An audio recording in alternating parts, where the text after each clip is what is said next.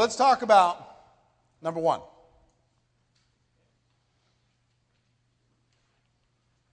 I don't have the money.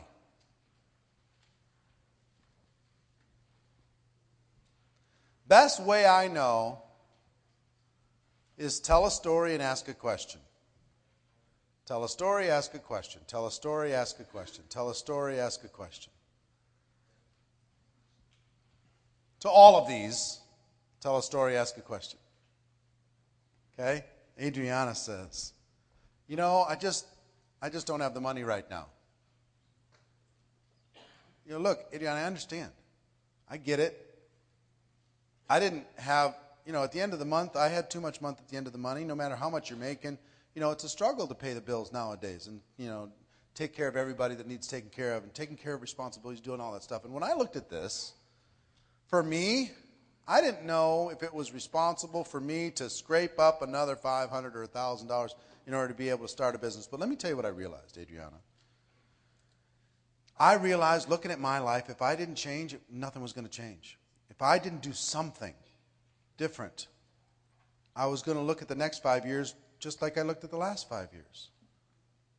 My life was going by, and I needed to do something in order to be able to create a better future for my family.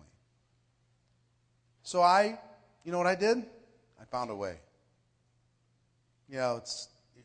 I realized that it wasn't really about the money. It was about my belief in, do I want a bigger future for my family or don't I? And I decided I wanted a bigger future for my family. So let me ask you a question for you. If you looked at this really, you looked at your options, and you came to the conclusion that if things didn't change, something didn't change, then your life wasn't going to change, and you really wanted change. If you decided that was important enough, could you find the money?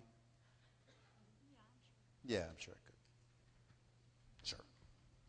Tell a story, ask a question. Tell a story, ask a question. Now, if that story doesn't line up congruently with your actual experience, say, let me tell you a story about a good friend of mine. Here's what they told me. They told me what I just said. And here's the question that they asked in their mind. And if you asked yourself that same question, what conclusion would you come to? I'm not acting defensive. I'm not acting offensive. I'm acting as a consultant. I'm telling them a story to help paint a picture in their mind of where they could go if they eliminate their limiting beliefs and open up their mind to a better future for themselves.